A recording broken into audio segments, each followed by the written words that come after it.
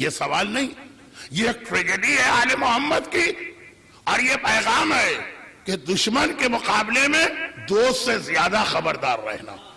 Awareness آ گئی، آدھی مجلس آج اس پر ہونا تھی، 3 منٹ باقی، اور آدھی جو میرا موضوع چل رہا، یہ بھی میرے موضوع کا حصہ۔ علمان علمان من فتنت الزمان، وہ یہ راوی نے کہا مولا میں نے آپ کے دادا کے ساتھ بھی حج کیا تھا، بلکہ وہ حج بھی میں نے دیکھا تھا فرزدق کے قصیدے والا۔ آپ کا دادا اپنے طواف کے ہر چکر میں حجر اسود کو بوسہ دیتا تھا، اور آپ نے میرے سامنے 7 چکر لگائے۔ طواف کا مطلب ہی ہوتا ہے 7 چکر، 7 چکر لگائے، ایک بار بھی آپ نے حجر اسود کو بوسہ نہیں دیا۔ حدیث چھٹے امام کی ہے، لیکن سوال کیا جا رہا ہے چوتھے کے حوالے سے۔ جب جواب سنی، امام فرماتے ہیں کہ اگر تو نے میرے دادا کے عمل کو میرے عمل سے ملایا تو تو نے یہ بھی دیکھا ہوگا کہ جب میرا دادا حجر اسود کو بوسہ دینے کے لیے آتا تھا تو مجمع کس طرح سے چھٹ جاتا تھا، سب امام کو کس طرح سے راستہ دیتے تھے، میرا دادا کس طرح حجر اسود تک جاتا تھا، بوسہ دے کے آگے بڑھتا تھا۔ اور تو یہ بھی دیکھ رہا کہ میں طواف کر رہا ہوں، حجر اسود تو چھوڑو، طواف کے اندر کوئی مجھے قدم رکھنے کی جگہ نہیں دے رہا، مجھے اپنا راستہ بنانا پڑ رہا۔ یہ فرق ہو گیا۔ پھر امام نے ایک جملہ کہا جو میں حاجیوں سے کہتا ہوں، آپ حضرات میں سے بھی آدھے حاجی ہیں جو نہیں ہیں، تو اللہ ہر مومن اور مومنہ کو حج بیت اللہ اور زیارت 14 معصومین سے جلد از جلد اور بار بار اور بار بار مشرف کرے۔ مگر یہ جملہ سنی، اب یہ ذرا سا جو ذرا ایک موضوع کا وہ حصہ تھا جو ہر ایک کی سمجھ میں نہیں آتا، اس کے اختتام پہ میں پہنچ گئے۔ امام نے کیا کہا؟ میں پسند نہیں کرتا کہ اپنے سنت طواف کی خاطر نہیں، طواف کے ایک سنت عمل کی خاطر، طواف واجب ہے حج میں، بوسہ دینا مستحب، میں ایک سنت عمل کی خاطر کسی بھی مسلمان کو تکلیف دینے کا سبب بنوں۔ حجر اسود چھوٹتا ہے چھوٹ جائے، کسی مسلمان کو میری وجہ سے تکلیف نہیں ہونی چاہیے۔ اگر آپ جائیں گے تو جمناسٹک کے جتنے بہترین مظاہرے حجر اسود کو بوسہ دیتے وقت ہوتے ہیں تو وہ بھی آپ دیکھ لیجئے گا۔ مگر میں صرف یہ کہنا چاہ رہا ہوں، 20 سال کا مختصر عرصہ، اور فرق یہ ہے کہ اس وقت کھلا دشمن کی حکومت تھی، اب سو کالڈ امام کے فرسٹ کزن کی حکومت ہے جو امام کو حق دلوانے کے لیے اقتدار پہ آیا۔ دشمن امامت کو عوام کے ذہنوں سے نہ نکال سکا۔ چوتھے امام کا رتبہ اور فضیلت ہر آدمی پہچانتا ہے، امام کو راستہ دیتا ہے، اتنا کہ حشام جیسا ظالم حکمران جل بھن کے راکھ ہو گیا۔ اور جب چاہنے والے، جب ماننے والے، جب عقیدت کا مظاہرہ کرنے والے کی حکومت آئی تو اتنا عوام کو بے خبر و غافل کر دیا گیا کہ کسی کو پتہ ہی نہیں چلا کہ ہمارے ساتھ اس وقت فرزند رسول طواف کر رہا ہے۔ دوست زیادہ نقصان پہنچاتے ہیں۔ ہمارے درمیان جو لوگ پلانٹ کیے گئے ہیں ان کو دیکھتے رہیے گا، لیکن اس روایت میں جو ایک لفظ آیا اس سے میں کل کا موضوع بڑھاؤں، اور وہ یہ کہ اصل تو میں بات کر رہا تھا چوتھے امام آخری زمانے کے خطرناک حالات بھی بتائے نا۔ 2 دفعہ تو میں ان 9 دنوں میں یہ روایت پڑھ چکا ہوں، اور ہر سال یہ روایت 4-5 بار پڑھتا ہوں کہ وہ جملہ چوتھے امام کا ہے نا کہ آخری زمانے میں جلتی ہوئی آگ اپنے ہاتھ پہ رکھنا آسان، دہکتا ہوا کوئلہ اپنے ہاتھ پہ رکھنا آسان، اور صرف صبح سے شام تک ایمان کو بچا لینا مشکل ہے۔ تو یہ جو آخری زمانے کے خطرناک حالات، الامان من فتنت الزمان والے حالات، وہ جو چوتھے امام نے ہمیں بتایا، مگر ان حالات کی وجہ سے ایک آدمی گھبرا نہ جائے کہ ہمیں چاہیے ہی نہیں امام، تو پھر یہ بھی بتایا۔ مگر یہ دیکھو کہ پہلے تو اس امام کی برکت یہ ہوگی کہ کربلا کے ایک ایک ظالم سے صحیح انتقام لیا جائے گا۔ کون مومن ایسا جو اکبر کے قاتل سے انتقام نہیں چاہتا، جو عباس کے بازو قلم کرنے والے سے انتقام نہیں چاہتا، جو آقا حسین کے سوکھے گلے پہ خنجر چلانے والے سے انتقام نہیں چاہتا؟ کہا پہلا تو یہ، اور دوسرا یہ دنیا جنت بن جائے گی۔ یہ نہیں ہے کہ وہی آخرت کی جنت، دنیا جنت بن جائے گی، لیکن اصلی جنت کے لیے امام کی ایک حدیث کل شروع ہوئی، اور یہ دنیا بھی جنت بنے گی. کہاں؟ اللہم انا نرغب الیک فی دولت کریمہ کا آخری جملہ. وَتَرْزُقُنَا بِهَا کرامت الدنیا والآخرہ. امام آ جائیں گے، دنیا اور آخرت کی ساری چیزیں آپ کو مل جائیں گی. اب چوتھا امام ارشاد فرما رہا ہے، یہ حدیث شیعہ کتابوں میں بھی ہے، برادران اہل سنت کے یہاں بھی. شیعہ کتابوں میں یہ حدیث چھٹے امام سے بھی ہے، چوتھے امام سے بھی ہے. ایک آدھ لفظ میں اختلاف ہے، لیکن میں صرف تاریخوں کی وجہ سے چوتھے امام والی حدیث پڑھ رہا ہوں. فرماتے ہیں اضمنوا لی ستہ اضمن لکم الجنہ. دنیا جنت بننے والی ہے، آخرت کی جنت تو ہے آپ کے لیے. امام نے کہا تم مجھے 6 باتوں کا یقین دلاؤ، نہیں ضمانت دو. اضمنو عربی کا لفظ ہے ضمانت. تم 6 باتوں کی ضمانت دو اور مجھ سے جنت کی ضمانت لے کے چلے جاؤ. جنت ملے گی صرف اس وقت کہ جب 6 باتوں کا تم مجھ سے وعدہ کرو. اب ہر بات کو بیان کرنے کا موقع نہیں، مگر یہ جو چھٹے امام کا واقعہ آیا، یہ جو چوتھے امام کا واقعہ آیا، اس کی وجہ سے چوتھی چیز کو ذرا واضح کرنا ہے، اور پھر کل کی مجلس میں 5ویں اور چھٹی چیز. کہا نمبر 1، پہلی 3 باتیں تو بہت مشہور. کہا دیکھو جب وعدہ کرنا تو وعدہ پورا ضرور کرنا، یا وعدہ کرو ہی نہیں، یا کرو تو وعدے کو ضرور پورا کرو. نمبر 2، جب بولو یا تو بولو ہی نہیں، ہونٹ پہ تالا لگا کے بیٹھے جاؤ. اور امام کے صحابی ہونٹ پہ تالے لگا کے بیٹھتے تھے. اب تالے کا مطلب یہ ہے کہ منہ میں کنکر رکھ کے بیٹھتے تھے. یہ باقاعدہ معراج السعادت میں ملا مہدی احمد نراقی نے لکھا. کیوں؟ کہا اس لیے کہ زبان ہی ہمارے جسم کا وہ حصہ ہے جو ہمارے کنٹرول میں نہیں. چنانچہ اس کو آزاد چھوڑو ہی نہیں جب زیادہ ڈر ہوتا ہے آدمی کو. اب یہ میں نے کہا کہ پورا اس کے اوپر تو ایک اشرا نہ صحیح تو 2 مجلسیں ہو سکتی ہے، لیکن حدیث مشہور بھی ہے تو منافق کی پہچان بھی ہے. یہ پہلی 3 باتیں تو روایتوں میں کئی طرح سے آئی. تیسری بات، جب کوئی امانت تمہارے پاس رکھوائے پوری دیانتداری کے ساتھ واپس کرنا، خیانت نہ کرنا. اب یہ 3 باتیں جو جنت کی گارنٹی، آخرت کی جنت بھی، ظہور امام کی جنت بھی، ان میں یہ 3 باتیں اس حدیث میں بھی آئی.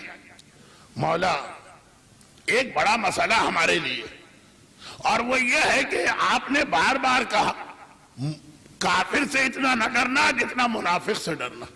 تو ہم پہچانے کیسے منافق؟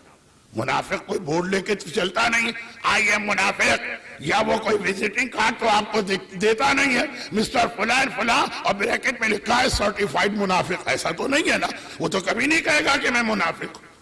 مولا ظہور امام کے بعد روایت یہ کہ ایک ذمہ داری خاص مولا کو دی جائے گی. ظہور امام کے بعد ایک ذمہ داری خاص مولا کو دی جائے گی، اور وہ یہ کہ دنیا کے ہر انسان کی پیشانی پر میرا مولا مہر لگائے گا. مومن کی پیشانی پر ہوگا ھذا مومن، کافر کی پیشانی پہ ہوگا ھذا کافر. لیکن جب تک کہ ظہور امام نہ ہو ہم کیسے پہچانے؟ معصوم نے، بلکہ یہ تو حدیث رسول کی بھی ہے، کہا منافق کی 3 پہچان، بولتا ہے تو جھوٹ، اور کبھی تو بغیر کسی وجہ کے امانت رکھتے ہیں تو ہمیشہ خیانت کرتا، وعدہ کرتا ہے ہمیشہ وعدہ خلافی کرتا. ایک اور حدیث معصوم نے کہا دیکھو کسی کی کثرت نماز اور روزہ سے دھوکہ نہ کھانا. اگر ایمان چیک کرنا ہے تو یہ 3 باتیں. تو پہلی 3 باتیں اتنی مختلف روایتوں اور اتنے مختلف عنوانات، مومن کی پہچان، منافق کی پہچان، جنت کی ضمانت، کہ میں اس کی تفصیل تو چھوڑے اشارے میں بھی نہیں جا رہا. چوتھی چیز، ایک خاص وجہ سے اسے آج ذرا سا ایک اہم مسئلہ بنانا. چوتھی چیز، اگر کوئی تمہارے اوپر احسان کرے یا نیکی کرے تو خبردار کبھی بھی احسان کرنے والے کے احسان کو نہیں بھلانا. اگرچہ بہت آسان اس کا لفظ ہے، لیکن میں نے کسی وجہ سے وہ لفظ استعمال نہیں کیا، کیونکہ میں جہاں جانا چاہ رہا ہوں وہاں پہ یہ لفظ آپ کو بڑا سخت لگے گا. ورنہ بہت آسان، احسان فراموش نہ بنو تب جنت ملے گی. اللہ کی جنت میں کسی احسان فراموش کے لیے قطعاً جگہ نہیں. موسیٰ کلیم اللہ کوہ طور پہ جا رہے ہیں، مگر کوہ طور تو حضرت موسیٰ کے وحی لینے کی جگہ، وہ نبی بھی ہے، کبھی اس گاؤں میں ہوتے ہیں، کبھی اس شہر میں، کبھی اس شہر میں، تو جہاں ہوں گے وہاں سے کوہ طور جاتے ہیں، راستے الگ الگ ہوتے ہیں۔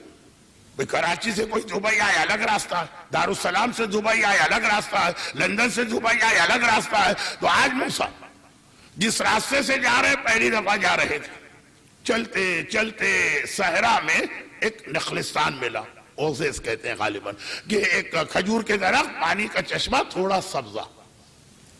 صحرا کا مسافر دور سے یہ دیکھتا ہے، اپنا راستہ بدل لیتا ہے، وہاں جاؤ، ہاتھ منہ دھو، تھوڑا فریش ہو، تھوڑی دیر آرام کرو، کیونکہ صحرا کا سفر بہرحال زحمت۔ موسیٰ نے جانا کوہ طور پہ تھا، لیکن راستے میں یہ جگہ نظر آئی، چنانچہ راستہ بدل کے وہاں گئے۔ جب وہاں گئے تو ایک بڑا عجیب منظر دیکھا۔ کیا منظر دیکھا کہ زمین کے اوپر ایک آدمی ایسا لیٹا کہ اس کے چہرے کی کھال بھی سمجھیے گلنے کے قریب ہے، لیکن گوشت نام کی تو چیز ہی نہیں۔ ہاتھ اس کے بیکار ہے، پیر اس کے بیکار ہے، زمین پہ پڑا ہوا۔ جناب موسیٰ کو آتا دیکھا، ایک مرتبہ سلام کیا، موسیٰ نے سلام کا جواب دیا اور کہا کہ اے شخص، یہ کیا تیرے اوپر ظلم ہوا؟ یہ کیا حالت تیری ہے اور تجھے یہاں ڈال دیا گیا؟ تجھے تو شہر میں رکھ کے دیکھ بھال ہونی چاہیے۔ کہا کہ نہیں ہے مسافر۔ پہلے یہ بتا تو ہے کون؟ موسیٰ جھوٹ بولنے کا کوئی موقع بھی نہیں تھا، نبی تو کبھی جھوٹ بھی نہیں بولتا۔ چنانچہ کہا میں موسیٰ ہوں۔ کہا الحمدللہ، میری بہت پرانی ایک دعا قبول ہو گئی۔ وہ دعا کیا ہے وہ بعد میں بتاؤں گا، وہ کہہ رہا ہے، میں نہیں کہہ رہا ہوں۔ ویسے تو اکثر میں کہتا ہوں کہ یہ چیز میں بعد میں بتاؤں گا، یہاں پہ وہ کہہ رہا بعد میں بتاؤں گا۔ یا نبی خدا، ذرا اس کو ایک فخر اور سیٹسفیکشن، کہا کہ یا نبی خدا، یہ جو آپ میری حالت دیکھ رہے ہیں، کسی نے کوئی ظلم نہیں کیا، کوئی بیماری نہیں ہے، پھر کیا؟ کہا کہ مجھے اللہ کی عبادت کا بہت شوق ہے، میں نے اتنے وضو کیے کہ پانی ڈالتے ڈالتے میرے ہاتھ شل ہو گئے، پیرالائز ہو گئے، کام کے قابل نہ رہے، میں نے اتنی نمازیں پڑھی کہ میری ٹانگیں جواب دے گئی، ہڈیوں میں طاقت نہ رہی میرا جسم اٹھانے، میں نے اتنا گریہ کیا اور آنسو بہائے خوف خدا سے کہ میرا چہرہ گویا گل کے رہ گئے، اور میں نے گھر والوں سے کہا کہ بھائی مجھے گھر سے نکال کے جنگل میں ڈال دو، کیونکہ گھر میں رہوں گا، ہزار لوگ آتے ہیں، کوئی ہمدردی کرتا ہے، کوئی دیکھتا، میری نماز میں ڈسٹربنس ہوتا، مجھے اللہ کی عبادت کرنا ہے، گھر والے میری خواہش پہ یہاں لے کے آئے۔ میں نے کہا خبردار کوئی واپس نہ، میرے پاس کسی سے بات کرنے کا وقت نہیں، مجھے صرف اپنے اللہ کی عبادت کرنا، اتنی نمازیں، اتنے قیام، اتنے وضو، خوف خدا سے اتنا گریہ۔ موسیٰ نے کہا پھر ایک بات تو بتا، تو زندہ کیسے؟ غذا چاہیے نا، چلے بہت کم صحیح، بہت کم صحیح، غذا چاہیے۔ آج کل کی لڑکیاں ڈائٹنگ کی وجہ سے اپنے آپ کو مار رہی ہیں، یورپ میں کتنی 28 اور 22 سال کی لڑکیاں مر گئی، ڈائٹنگ ڈائٹنگ ڈائٹنگ۔ ڈائٹیشین سے پوچھی، وہ کہے گا غذا مکمل ہونی چاہیے۔ تو خیر یہ ہے جو میں ادھر نکل کے واپس آتا ہوں، تو خلاصہ یہ کہ زندہ کیسے؟ کہا جس کی عبادت کر رہا ہوں یا نبی خدا، کوئی فاسق فاجر شرابی یہ سوال کرتا تو تعجب نہ ہوتا، آپ نبی خدا؟ ارے بھائی جس کی عبادت کر رہا ہوں، میری دیکھ بھال کرنے والا پروردگار ہے، ایک پرندہ اس نے مقرر کیا جو روزانہ صبح و شام کو آتا، اپنے ساتھ ایک انار لے کے آتا، اپنی چونچ سے انار کو کھولتا، ایک ایک دانہ میرے جسم میں داخل کرتا ہے، اور وہ ایسا انار ہے کہ 12 گھنٹے کے لیے وہ کیلوریز یا غذائیت، یہ تو میرے جملے، آپ نہیں کہیے گا روایت میں دکھائی کا لکھا ہے کیلوریز، مقصد یہ کہ جتنی غذا چاہیے مل جاتی ہے، زمین پہ پڑا ہوا، خالی عبادت کرنا ہے، کتنی صبح و شام۔ موسیٰ نے کہا یہ تو نے کیا کہا کہ تیری دعا پوری ہو گئی؟ کہا کہ یا نبی خدا، جب کوئی آدمی امتحان دیتا تو اسے نتیجے کی تو بڑی فکر ہوتی ہے نا، مجھے یہ بڑی فکر ہے، فکر نہیں بھئی یہ تجسس ہے کہ جنت میں میرا رتبہ کہاں ہوگا، آپ کے برابر ہوگا یا شاید آپ سے بھی اونچا ہو۔ اب وہ فخر سے کہہ رہا اللہ عادل بھی ہے، ارحم الراحمین۔ موسیٰ نے کہا، وہ کہہ رہا ہے کہ میں خدا سے دعا کر رہا تھا کہ خدا آپ کو بھیجے تاکہ میں آپ سے اس سوال کا جواب لوں، تو آپ کوہ طور پہ جا رہے ہیں، میرے اس سوال کو بھی ملا دیجئے گا اپنے سوالات میں۔ موسیٰ نے کہا تو نبی کہتا تو تیری عبادت دیکھ کر خود میرے دل میں یہ سوال آ گیا، ایسی عبادت تو میں نبی ہوں میں نے کبھی نہیں کی۔ چلے گئے چلے گئے کوہ طور پہ جا کے بات کی. جو پہلا کام تو نبوت کی ڈیوٹیز، سوال جواب، وہی. واپس آنے لگے. خدا بندہ وہ جو راستے میں مجھے ایک آدمی ملا جنت میں کہاں ہوگا؟ موسیٰ کیسی بات کرتی ہے؟ کون سا رتبہ؟ وہ جنت کی بو بھی نہیں سونگے گا، وہ تو جہنم میں ہوگا. اور جہنم میں بھی ایسی جگہ ہوگا جہاں پہ جنت کی خوشبو بھی نہیں آئے گی. موسیٰ جیسا صاحب معرفت نبی، صاحب شریعت نبی، حامل تورات نبی گھبرا گیا. خدا بندہ تو ارحم الراحمین بھی ہے اور عادل بھی ہے. کہا کہ ہاں یہ میرے عدل کا تقاضا. اس نے میری اتنی عبادت کی ہے. اس سے پوچھو کہ اتنے سالوں سے وہ پرندہ اسے آ کے انار دے رہا، ایک بار بھی اس نے پرندے سے کہا کہ 2 دانے تو بھی چکھ لے، تھوڑا سا تیرے لیے میں چھوڑ دیتا ہوں؟ ایک بار بھی اس نے کہا؟ جس کے دل میں احسان کرنے والے کا اتنا خیال بھی نہیں ہے. احسان اللہ کرتا ہے مگر کسی کے ذریعے کرواتا ہے نا، جس کے دل میں وسیلے کا اتنا خیال بھی نہیں ہے.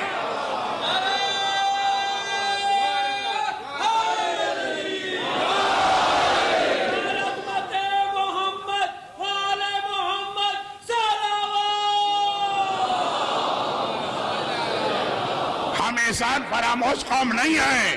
جو احسان کرتا ہے ہم اس کو یاد کرتے ہیں. حسین کا سلجھنا اسی لیے ہمارے سر پر ہے. ہم اس کے قدموں میں احترام میں جھکے ہیں. اس نے ایسا جہاد کیا اور احسان کیا. یہی وجہ ہے ہر شب جمعہ زمانے کے امام کو یاد کرتے ہیں، کیونکہ ہمارے بچوں کی روزی امام کی وجہ سے آ رہی ہے. یہی وجہ ہے کہ جب کوئی مشکل آ جائے ناد علی پڑھتے ہیں. مولا ہم احسان فراموش نہیں ہیں. ہم دعائے توسل پڑھتے ہیں. یہ سب وہی احسان کی طرح. مگر بات ذرا سی وقت میں ختم کرنا. چنانچہ کہا کہ اس سے کہہ دے جنت تو بہت بڑی چیز، جہنم کے بھی اتنے نچلے گڑھے میں پھینکا جائے گا. بھئی جنت کے فوراً نیچے جہنم، تو جہنم میں جو اوپر ہوں گے وہ جنت کی خوشبو سونگیں گے. نہیں، خوشبو بھی حرام. واپس آئے موسیٰ اب بہت پریشان، کیسے جا کے اس کو جواب دیں. وہ بیچارہ تو سالوں سے، کیونکہ اس زمانے میں لوگوں کی عمر 60-70 سال نہیں، 500 سال 700 سال، کتنے سالوں سے عبادت کر رہا ہے اور توقع لگا کے بیٹھا ہے کہ اتنا اونچا رتبہ ملے گا اور میں کہہ دوں جہنم میں جائے گا. موسیٰ لیکن وعدہ بھی کیے ہوئے. ابھی ہم سے کہا کہ منافق کی پہچان ہے وعدہ کر کے توڑ دیتا، تو موسیٰ کیسے وعدہ خلافی کریں گے؟ جیسے ہی پہنچے وہ تو پہلے سے نگاہیں لگا کے بیٹھا تھا کہ ادھر سے آئیں گے موسیٰ. یا نبی خدا کیا جواب ملا؟ تو جواب یہ ملا کہ تجھے جہنم کے سب سے نچلے گڑھے میں پھینکا جائے گا. رونے لگا. منافق نہیں تھا، فراڈیا چیٹر دجال نہیں تھا.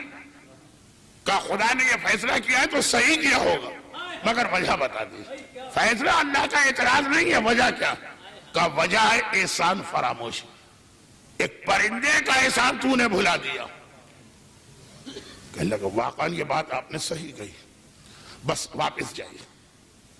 اللہ سے ایک درخواست اور کر، اگر مجھے جہنم میں بھیجنا تو اب میں تو اس وقت اتنا کمزور ہو گیا، مجھے اتنا بڑا کر دے، میرے جسم کو اتنا پھیلا دے کہ پوری جہنم میں اکیلے میں آ جاؤں. عذاب تو آنا ہی آنا ہے، سارا عذاب میں اوپر آ جائے تاکہ دوسرے سارے مومن بندے عذاب جہنم سے محفوظ ہو جائے. گیا حضرت گیا نہیں نعوذ باللہ گئے حضرت موسیٰ. خدا بندہ اب اس نے یہ درخواست کی ہے اور اس کی حالت دیکھ کے مجھ سے رہا نہیں جا رہا تھا، اس لیے میں واپس آیا. کہا کہ موسیٰ جا اور اس سے کہے کہ جنت میں وہ اب تیرا پڑوسی بنے گا. خدا بندہ جہنم کے گڑھے سے ایک دم جم کر کے جنت میں بھی وہاں پہنچا. کہا کہ ہاں. اب اس نے سارے مومنین کا خیال کیا. دیکھیے احسان کرنا بھی ضروری نہیں، خالی سوچنا کہ میری وجہ سے دوسروں کو فائدہ ملے، میری جنت انہی کے لیے.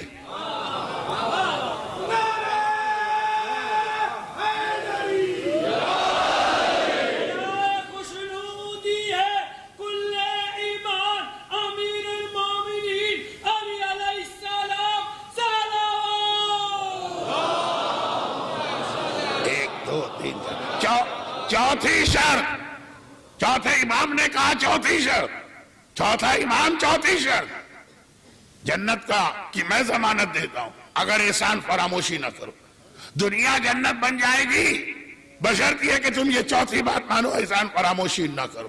اب آئیے والدین کا اتنا حق کیوں بتایا گیا؟ آج بیٹا اور بیٹی کہہ دیتے انہوں نے کیا ہی کیا ہمارے لیے. جب تم اپنے بدن میں سے ایک مکھی اڑانے کے قابل نہ تھے، یہ تھی ماں جو رات کو 10 دفعہ جاگ کے تمہیں بچایا کرتی تھی ان کیڑے مکوڑوں تک سے. آج تم کہتے انہوں نے کیا. یہ والدین کا اتنا بڑا رتبہ. اب یہ والی حدیث اگر آپ والدین کے آق سے ملا، آق والدین کتنی ہی عبادت کر لے جہنم کے سب سے نچلے گڑھے میں، وہی گناہ احسان فراموش. انفرادی طور پر بھی احسان بھولیے نہیں. میں احسان فراموشی کے لفظ کو اب بدل رہا ہوں تاکہ اب جس جملے پہ آ رہا ہوں وہ آپ کے لیے بڑا سخت نہ بنے. احسان کو بھولیے نہیں. انفرادی بھی، انفرادی مانے ہم پر ہمارے اساتذہ کا حق، ہم پر ہمارے والدین کا حق، ہمارے والدین کا حق آپ پہ نہیں، آپ پر آپ کے والدین کا حق، اور اجتماعی طور پر بھی نہیں. خون کے سمندروں سے گزر کر گردنوں پہ خنجر چلوا کے پورے خاندان تباہ کر کے علوم اہل بیت آپ تک پہنچائے. محمد ابن یعقوب کلینی نے، شیخ صدوق نے، ابن قولوہ نے، شیخ مفید نے، سید مرتضی نے، سید رضی نے، شیخ مفید نے، ابن زہرا نے، ابو صلاح حلبی نے، محقق ہلی نے، ابن ادریس نے، علامہ ہلی نے، سید ابن طاؤس نے، شہید اول نے، فخر المحققین نے، جعفر ابن نما نے، شہید ثانی نے، شیخ بہائی نے، مقدس اردبیلی نے، باقر وحید خراسانی نے، باقر وحید بیبہانی نے، علامہ مجلسی نے، صاحب وافی نے، صاحب وسائل شیخ عر عاملی نے، شیخ مرتضی شیخ جعفر کاشف الخطا نے، شیخ مرتضی انصاری نے، صاحب جواہر شیخ محمد حسن نے، آغائے بزرگ شیرازی نے، آغائے تقی شیرازی نے، آغائے کاظم طباطبائی نے، آغائے کاظم خراسانی نے، آغائے نائینی نے، آغائے ضیاء الدین عراقی نے، آغائے ابو الحسن اسفہانی نے، آغائے بروجردی نے، آغائے محسن حکیم نے، آغائے خوئی نے، امام خمینی نے، آغائے سیسانی نے، رہبر نے، ان سب نے یہ ہم تک پہنچایا اور ہم سب سے پہلے انہی کو بھول رہے ہیں. مومن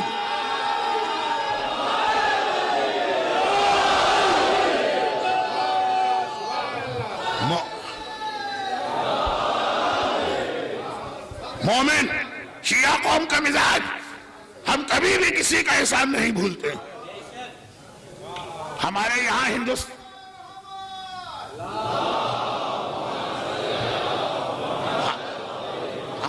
ہندوستان میں یہ آداب تہذیب کی بات ہے.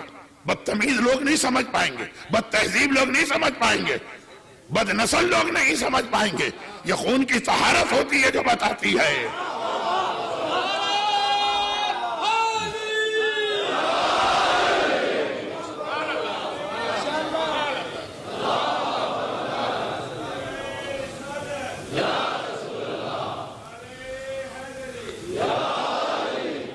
میں اس حوالے سے بات نہیں کر رہا، میں احسان کے حوالے سے بات کر رہا ہوں. یہ طہارت ہوتی ہے نسب کی جو بتاتی ہے کہ احسان نہیں بھولنا. پیغمبر کی حدیث بھی ہے جو والدین پہ ہاتھ اٹھاتا کہیں نہ کہیں اس کے نسب میں کوئی کھوٹ ہے. مگر بات پھیل رہی ہے ان لوگوں نے گلے کٹوائے، ان کے خون بہے، یہ قید و بند میں رہے، یہ ظالم حکمرانوں کا سامنا کر کے علوم اہل بیت ہم تک پہنچا رہے ہیں. ہماری قوم ایسی نہیں ہے. ہندوستان کے بعض علاقوں میں تہذیب مکڑی کو نہیں مارتے ہیں. پتہ نہیں کون سی مکڑی تھی جس نے غار ثور پہ رسول خدا کی حفاظت کے لیے جالا بنا. کہا ایک مکڑی نے ایک احسان کیا ہے، ہم قیامت تک ہر مکڑی کا احترام کریں گے. یہ بھی تہذیب ہم کو ملی تھی، یہ بھی ہمارے یہاں اصول رہا. اور آج ایسے نائبین امام قوموں کو امام ایسے نہیں ملتے جیسے نائب امام اللہ نے ہمیں عطا کیے. مگر یہ جملہ میں نے کہا کہ شیعت کا طریقہ یہ ہے، احسان ہمیشہ یاد کیا جاتا، اور جہاں طہارت نہیں ہوتی ہے وہاں پہ یہ احسان کا ذکر بھی نہیں ہوتا. چنانچہ ایک سوال ہوتا، آپ لوگ یہ بتائیے کہ کیا رسول بھی نعوذ باللہ کرپشن میں مبتلا تھا؟ ہم نے کہا بھائی سوال کا مقصد کیا؟ کہا کہ آپ کہتے ہیں کہ رسول نے خیبر فتح کیا، فدق اٹھا کے اپنی بیٹی فاطمہ کو دے دی. کیا ایک عادل، کیا ایک معصوم، کیا ایک جسٹ حکمران کا یہ طریقہ کہ دوسروں کے مقابلے میں اپنی بیٹی کو دے؟ میں نے کہا نہیں، ہم کبھی نہیں کہے. رسول خدا نے فدق اپنی بیٹی کو نہیں دیا، رسول خدا نے فدق خدیجہ طاہرہ کی بیٹی کو دیا. تمہاری سمجھ میں نہیں آئے گا. ہم کہتے ہیں تمہاری سمجھ میں نہیں آئے گا. اس کے لیے نسلوں کی اور نسب کی اور خون کی طہارت چاہیے ہے. سنو سنو، ہم مثال دیتے ہیں. سنو، ایک آدمی کیریئر شروع کیا، جاب نہیں مل رہا، بزنس نہیں سیٹ ہو رہا، انتہائی غریب، گھر میں فاقے، ایک نوالا اس کے لیے کھانے کو نہیں ہے نہ اپنے بچوں کو کھلانے کے لیے. ایک آیا کوئی نیک آدمی محسن، اس نے کہا گھبراؤ نہیں، میں تمہاری تمام ضروریات پوری کرتا ہوں. بلکہ ابھی تمہاری ایجوکیشن انکمپلیٹ ہے، اس ایجوکیشن کے ساتھ تمہیں کلرک کی نوکری ملے گی. جاؤ جا کے پروفیشنل ڈگری لو. خرچہ کہاں ہے؟ میں دوں گا. گھر کیسے چلے گا؟ میں چلاؤں گا. بچوں کا انتظام کیا ہوگا؟ میں دوں گا. وہ دیتا رہا یہاں تک کہ کئی سال گزر گئے، یہ سیٹ ہو گیا. اب اس کے بعد اس کو ایک بہترین جاب ملا تو اس کے بعد پہلی تنخواہ اس کو ملی. واقعاً اگر اس آدمی میں شرافت ہے تو اپنی پہلی تنخواہ لے کے اپنے محسن کے دروازے پہ پہنچے.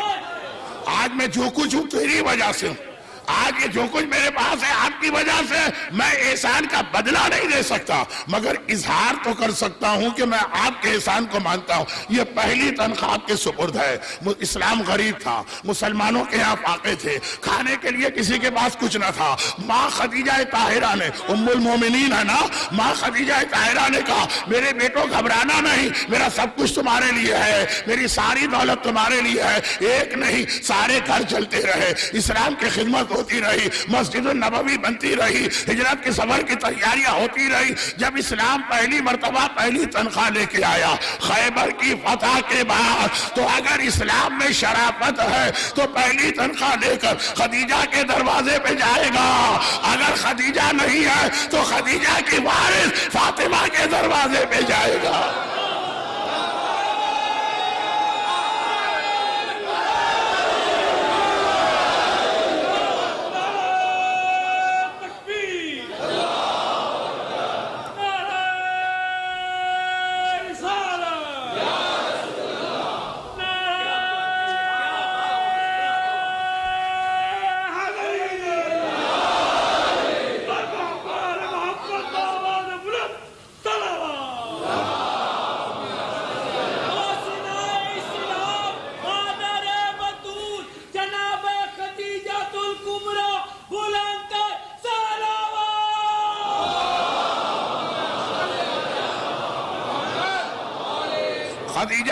خدیجہ نہیں ہے دنیا سے گئی، خدیجہ کے وارث، خدیجہ کی جانشین.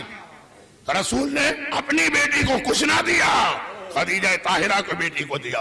اس لیے کہ رسول ہی اگر مسلمانوں کو یہ نہ بتائے کہ حل جزاء الاحسان الا الاحسان، اہل بیت اطہار، خاندان رسالت، وہاں کا دستور ہی ہے. وہاں پہ آپ کو ایسی ایسی مثالیں ملیں گی کہ جس نے بھی احسان کیا اس کو ہمیشہ یاد رکھا گیا، ہمیشہ اس کا حق ادا کیا گیا. احسان فراموش اس مسئلے کو سمجھ ہی نہیں پائے گا. مگر نہیں، اہل بیت کے گھرانے میں مثال ملے گی. رباب ہمیشہ یہ کہتی تھی اللہ نے مجھ پہ کتنا بڑا احسان کیا کہ مجھے حسین کا گھر دلوایا. اکثر کہتی تھی میں ایک امتی فاطمہ زہرا کی بہو بنی. دیکھیں کتنا بڑا رتبہ ہے. علی مرتضیٰ کی بہو بنی، کتنا بڑا احسان ہے پروردگار کا. آج دنیا یہ کہتی ہے کہ خاندان مکمل ہوتا ہے اگر 2 اولادیں ہوں اور ان میں ایک بیٹا اور ایک بیٹی ہو. 1400 سال پہلے رباب سے پوچھو کہا کتنا بڑا احسان ہے، اللہ نے مجھے 2 اولادیں بھی دے دی، اور ایک لڑکی سکینہ اور ایک لڑکا اصغر۔ ادھر حسین، آقا حسین بار بار کہتے جس گھر میں رباب یا سکینہ نہ ہو وہاں حسین کو دل نہیں لگتا۔ اب رباب ہر لمحے احسان کی تسبیح پڑھنے والی میدان کربلا میں آ کے اپنے آپ کو بڑا بے کس سا محسوس کر رہی، خاص طور پر 11 محرم کو لٹا ہوا قافلہ چلا، اونٹوں کا رخ وہاں کیا گیا جہاں شہیدوں کے لاشیں پڑے ہوئے، ہر بی بی نے اپنے آپ کو شہید کے لاشے پہ گرا دیا۔ ام فروہ قاسم کی جانب گئی، لیلا اکبر کی جانب گئی، کلثوم فرات کے کنارے عباس کی جانب گئی، رباب حسین کے لاشے کے قریب آئی۔ پہلے تو لاشے کے گرد ایک چکر لگا کے طواف کیا، اور پھر کہا اے میرے والی، اے میرے وارث، اے میرے آقا، اے میرے مولا، آج آپ کی کنیز آپ کو اس تپتی ریتی پہ دیکھ رہی ہے، اس جلتے سورج کے نیچے دیکھ رہی۔ آقا میرے سر پہ چادر بھی نہیں ہے کہ آپ کے بدن پہ ڈال کے آپ کو جلتے سورج سے بچاؤں، مگر آپ کی کنیز ایک وعدہ کرتی ہے، آج کے بعد کبھی زمین پہ فرش بچھا کے نہ بیٹھوں گی، آج کے بعد کبھی کسی چھت کے نیچے نہ بیٹھوں گی۔ 1 سال زندان شام میں رہی، وہاں تو یہ وعدہ ویسے ہی پورا ہو گیا۔ زندان شام میں کوئی چھت نہیں تھی، زندان شام میں فرش نہیں تھا۔ اگر فرش ہوتا نا تو یقین رکھیے میرا مظلوم آقا سجاد اپنی بہن کے جلے ہوئے اور خون بھرے کرتے کو ہٹا کے اس چادر میں بہن کو کفن دیتا۔ فرش بھی نہیں تھا، لیکن جب مدینے آ گئے رباب نے وعدہ پورا کیا۔ اس طرح سے یاد رکھا جاتا ہے انسان کو، نہ کبھی فرش بچھا کے بیٹھی، نہ کبھی کمرے میں گئی صحن میں بیٹھی رہی۔ ایک دن مدینے میں بارش ہوئی اور بڑی تیز بارش، زینب کی نگاہ پڑی میری رباب، میرا بھیا کہتا ہے جہاں رباب نہ ہو وہاں میرا دل نہیں لگتا، صحن میں بیٹھی بھی پانی میں بھیگ رہی۔ زینب تڑپ کے آگے بڑھی، کہا رباب آج تو یہاں سے اٹھ کے کمرے میں آ جاؤ۔ رباب نے سر اٹھایا، شہزادی آج کیا بات ہے؟ کہا دیکھتی نہیں کتنی تیز بارش ہو رہی ہے۔ رباب کا جملہ سنے، پتہ نہیں کتنے سال گزر گئے لیکن لگ رہا ہے عصر عاشور رباب کی آنکھوں کے سامنے ابھی بھی ہے۔ کہا شہزادی یہ بارش بہت تیز ہو رہی، بہت تیز ہو رہی، مگر پانی کی بارش ہے نا، میں نے تو اپنے والی اور وارث پر تیروں کی بارش دیکھی ہے، تیروں کی بارش۔ ہائے میرا مولا، تیروں کی بارش میں تیروں سے چھلنی ہو اور رباب پانی کی بارش سے گھبرا جائے۔ اب زینب کو بھی پتا اس جملے کے بعد رباب سے کہنے کا فائدہ نہیں، اب صرف سجاد ماں کو لے کے آ سکتا۔ سجاد کے کمرے میں گئی، سجاد بیٹا تیری ماں بھیگ رہی ہے۔ سجاد قریب آیا، یہ میرے مظلوم آقا سجاد کا امتحان ہے، مصائب تو میں سجاد کے پڑھ رہا ہوں۔ ماں کے قریب آیا، اماں رباب اٹھیے اور میرے ساتھ کمرے میں چلے۔ رباب نے سر اٹھایا، انتہائی غم میں بھی شریعت مقدم ہے۔ کہا بیٹا ایک سوال کا جواب دے، آج بیٹا ماں سے بات کر رہا ہے یا امام کی حیثیت سے حکم دے رہا ہے؟ ذرا سوچیے آقا سجاد کا کتنا بڑا امتحان ہے، لیکن پتہ ہے اگر ماں بیٹے کی بات کہیں گے نہیں اٹھیں گے۔ کہا اماں آج آپ کا امام آپ کو حکم دیتا ہے۔ ارے کیا قیامت گزری ہوگی آقا سجاد پر۔